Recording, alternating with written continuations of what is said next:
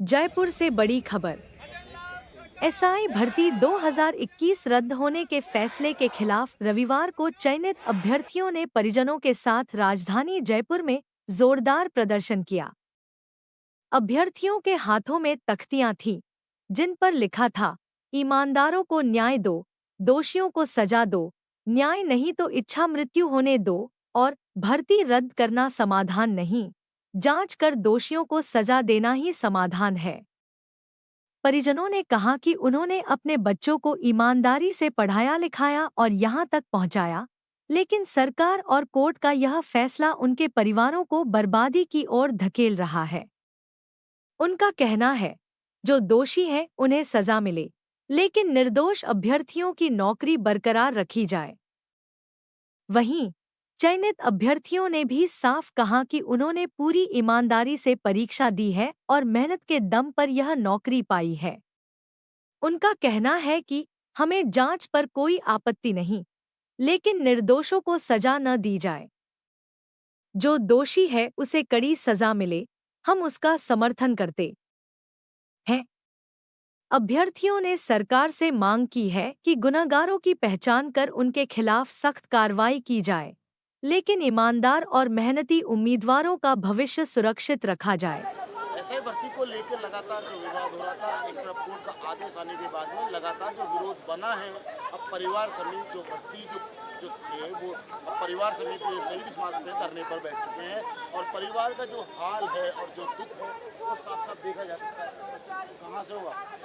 जी, मैं जयपुर से हूँ। आपकी अभ्यर्थी थे,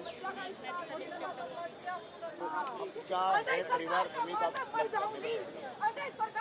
सब कुछ छीन लिया है, सब कुछ खत्म कर दिया है, तो हमें धरने पर बैठना ही पड़ेगा। हमारी क्या गलती है कि हमने ईमानदारी से ये पेपर दिया, यही हमारी गलती है क्या? एक दिन हमारे 2 साल नौकरी करने के बाद में एक दिन अचानक पता चलता है कि जो भी सपने तुमने देखे थे वो झूठे थे, जो भी सपने तुमने देखे उन्हें तोड़ दो। क्या इसीलिए हम इस पोस्ट पर आए थे? क्योंकि हमने ईमानदारी से पेपर दिया है, पास किया है, इसीलिए हमको अनशन भी करना पड़ेगा, भूख हड़ताल भी करनी पड़ेगी, तो भी हम करेंगे। पर हम इस धरने को जारी रखेंगे जब तक सरकार हमारे पक्ष में नहीं आ जाती है। सरकार हमारा साथ नहीं देती। पर एक पक्ष ये भी तो आरोप लगा रहा है कि आप लोग फर्जी तरीके से आए। अगर हमारे ऊपर ये वाला आरोप आ रहा है कि हम फर्जी तरीके से आए, तो हम क्यों एसओजी को ये बोल रहे हैं कि आप जांच करो? अगर हम गलत हैं तो हम क्यों उस मुखिया के पास जा रहे हैं, एसओजी के मुखिया के पास जा रहे हैं, ये बताने के लिए कि आप हमारा टेस्ट लो। आप जिस तरीके से भी हमारा परीक्षण कर सकते हैं उस तरीके से हमारा परीक्षण करो, पर हमें इस भर्ती में रहने दो, हमें हमारी नौकरी से मत हटाओ।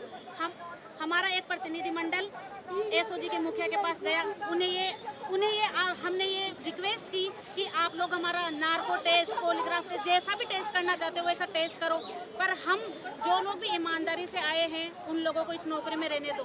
क्या 800 लोगों में से, सिर्फ 800 लोगों में से पूरे राजस्थान का जो एडीजी है एसओजी का, उसके लिए मुश्किल है 800 लोगों में से जो फर्जी हैं उनको ढूंढना।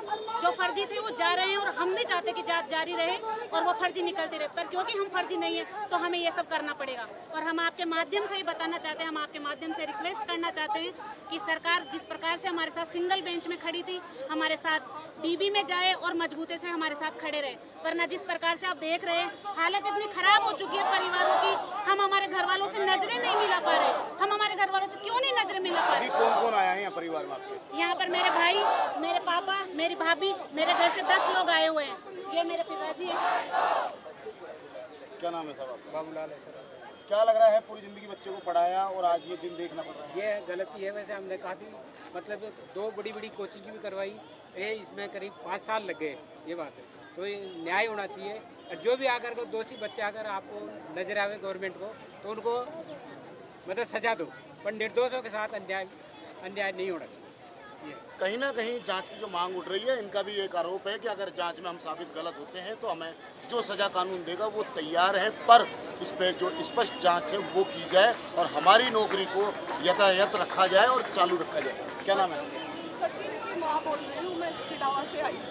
क्या चाहते हो आप? मैं ये चाहती हूँ कि बच्चों की नौकरी यथावत रखे। मेरा बच्चा 2018 की एसआई भर्ती में भी इंटरव्यू तक पहुंचा था और 2018 की आरएस में भी इंटरव्यू तक पहुंचा था, लेकिन उसमें नहीं हुआ। और 21 वाली आरएस में भी हो गया था और इसमें एसआई में हो गया था, लेकिन आरएस अलाइट छोड़ के एसआई भर्ती में वो लगा, उसने ये थानेदार की ज्वाइन की और अब कह रहे हैं इतनी मेहनत करने से 6-7 साल मेहनत की उसने तब जाके ये हुआ और अब कह रहे हैं कि फर्जी। अगर बच्चे फर्जी होते, ये तो सरकार ने और कोर्ट ने ऐसा कर लिया कि एक गांव में आतंकवादी घुस गए 5 और उन 5 आतंकवादियों को पकड़ नहीं सके, पूरे गांव को गोली मार दो, पूरे गांव को जला दो, ये कर लिया। जब बच्चे 800 हैं, एसओजी से जांच कराओ, एसओजी से नहीं होती सीबीआई से कराओ, जांच सख्त करो। अगर हमारे बच्चे दोषी हैं तो उनको कड़ी से कड़ी सजा दो, लेकिन जब निर्दोष है, हमारा न्याय भी ये कहता है कि अगर एक निर्दोष को बचाना हो तो 100 जो दोषी है उनको भी छोड़ दिया जाता है, लेकिन यहाँ तो 150 दोषी है उनके लिए 800 को सूली चढ़ा रहे हैं। हमारे बच्चों के साथ न्याय हो, हम सरकार से यही चाहते हैं, डबल बेंच में जाए, चाहे कुछ भी करें, लेकिन बच्चों को नौकरियां ये यथावत रखे। कितनी मानसिक टेंशन से बच्चे निकल रहे हैं और कितनी मानसिक टेंशन हमारे हो रही है, सब बच्चों के भी जीना आराम हो रहा है। और अब कह रहे हैं कि हमने भर्ती निकाल दी, इसमें कर लो। अब आप सोचो 4 साल से बच्चे सर्विस लग गए, उन्होंने पढ़ाई छोड़ दी, ट्रेनिंग कर रहे हैं, उसके दौरान ये मानसिक टेंशन, आज भर्ती रद्द हो रही है, आज ये हो रही है, उसमें तैयारी होएगी क्या उनकी? क्या चाहते हो? मेन मुख्य मांग क्या है? मुख्य मांग ये है कि बच्चों के साथ न्याय हो और ये भर्ती यथावत रहे। दोषी है उनको पकड़ो, सजा दो, निर्दोषों को बिल्कुल ही सजा मत दो, उनके साथ न्याय करो, नहीं तो ये इतिहास ही बदल जाएगा। सरकार हमारे बच्चों का साथ दे और हमारा भी साथ दे, हम यही चाहते हैं। आप भी इसी भर्ती में रहती हो? मेरा भाई ऐसा ही भर्ती में लगा हुआ, उसने पहले NIT सूरत से बीटेक किया, तो गवर्नमेंट कॉलेज गिनतियों में रहती है। उसके बाद में वो पटवारी में सेलेक्ट हुआ, उसने 16 महीने पटवारी की नौकरी की, RS फ्री निकाला उसने, काफ़ी ऐसी वैकेंसियाँ उसने उन्हें निकाला। और अब सरकार ऐसे बोलती है कि वो क्या नाम है, दोबारा वैकेंसी निकाल दी, उसमें पढ़ के लग जाओ। ऐसे थोड़ी है, हर बार इसमें 4 फाइट होती है, जैसे इंटरव्यू, वैसे आपको नहीं लगता कि जो हुआ पूरा मामला वैसे तो गलत ही है, अब सही और गलत और कैसे साबित? सही और सब जांच करो ना, जितनी भी जांच एजेंसियां, सारी जांच एजेंसियां लगा दो, CBI से जांच कराओ, नार्को टेस्ट कराओ, CBI जांच कराओ, जितनी भी जांच एजेंसियां सारी जांच लगाओ। क्या 800 बच्चों की उनसे जांच नहीं हो रही है? 800 बच्चों कितने से होते हैं, एक दिन भी जांच करे तो वो आराम से जांच कर सकती है, जितने भी बच्चों की जांच करनी है ना। ये कोई न्याय नहीं होता, न्यायपालिका न्याय करने के लिए होती है। उन्होंने 800 घरों के साथ अन्याय कर दिया है। अरे उन बच्चों के साथ भी अन्याय नहीं किया, उन सारे परिवारों के साथ में अन्याय कर दिया कि एक गांव में 5 चोर घुस जाते हैं तो क्या पूरे गांव में बम विस्फोट कर देते हैं, उसमें पूरे गांव में सिलेंडर कर देते हैं? उन चोरों को ही तो निकालते हैं ना। तो ऐसे ही इनमें से जो भी फर्जी है, हम तो उनको निकालो। कौन सी वैकेंसी है ऐसी जिसमें फर्जीवाड़ा नहीं हुआ? RS की वैकेंसी, वो डोटासरा बोलते हैं ना, उनके बेटे को कैसे बना दिया उन्होंने, उनको भी तो सस्पेंड करते हो, और उसने उनके परिवार में इतने बना दिए। और कौन सी जैसे RS की वैकेंसी, उसमें भी फर्जीवाड़ा हुआ, PTI भर्ती है उसमें भी फर्जीवाड़ा हुआ, और जितनी भी प्रधानाध्यापक भर्ती है सारी भर्तियों में फर्जीवाड़ा हो रहा है। फिर सबको ही रद्द करो तो इसको ही क्यों करते हैं? ये देख सकते हैं जो परिवार हनुमान बेनीवाल जी है, वो इसको एजेंडा बना के लेके आ रहे हैं कि राजनीति खेल नहीं होता, ऐसे खुद के दम पर खेल के बताओ। हमारे भाइयों की लिस्ट तो सामने पटको ना, 6% फर्जीवाड़ा, ऐसी कौन सी वैकेंसी है जिसमें नहीं होगा?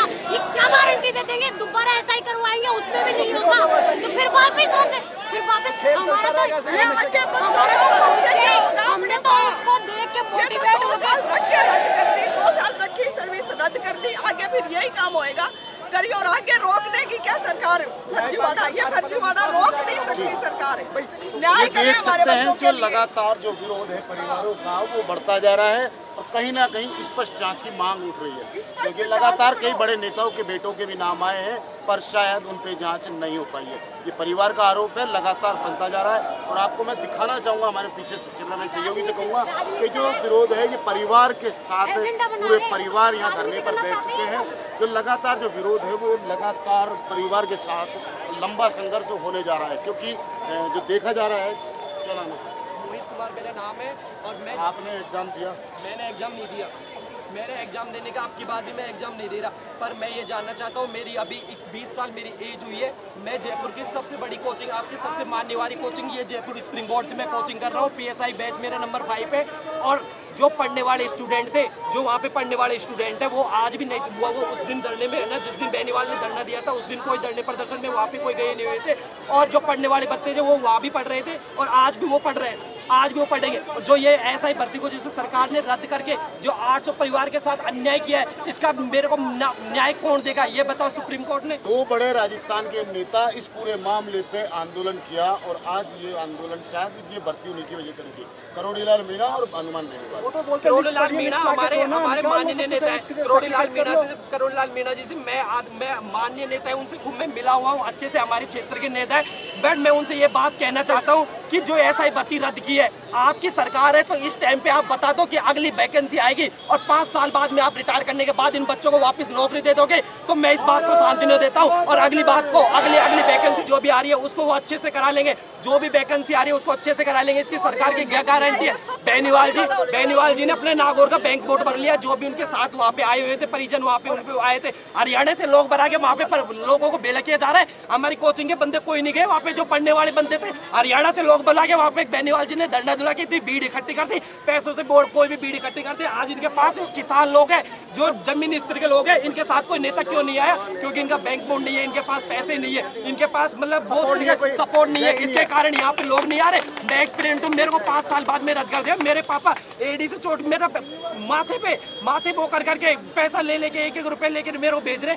सरकार को क्या जिम्मेदारी है कि मेरे को 5 साल बाद में रद्द करके कह देंगे। अभी वो बहन बता रही थी NIT BTech और ये कर करके लोग SI का RS का पेपर इंटरव्यू तक पहुंच गए। वो लोग फर्जी हो सकते हैं, इनकम टैक्स लड़के छोड़ गया है तो 2-2 नौकरी वो लड़के कब फर्जी हो सकते हैं? उनसे आज जो नेतागिरी कर रहे हैं, जो राजनीति कर रहे हैं, जो उनके बगल में बोल रहे हैं, आज उनसे एक सवाल का जवाब नहीं आता, आज उनसे कोई चीज का जवाब नहीं आ रहा। और वो आपने मीडिया के माध्यम से उस टाइम पे ये भी नहीं कहा कि भाई ये ऐसा है, ये ऐसा है। वहाँ पे मीडिया ने जाके ये जवाब नहीं उठाया किसी ने भी कि ये ऐसे भर्ती रद्द हो जाएगी। इस टाइम पे भर्ती रद्द हो गई तो ये बच्चे रद्द हो गए। उस टाइम पे धरना दिया था, किसी ने जाके पूछा तो ये बच्चों का क्या होगा, 800 परिवारों का क्या होगा? आज इतनी माताएं बहनें बैठी हुई है, एक भी बहन मर जाती है, एक भी किसी सुसाइड कर ले। सरकार ने तो हमें ये भी हक नहीं दिया, सरकार ने हमारे संविधान के अंदर ये भी हक नहीं दिया कि हम आत्महत्या कर सकते हैं। सरकार ने हमको ये भी हक नहीं दिया। और जानवर से भी बेहतर बस केवल एक तड़पने का हक दिया।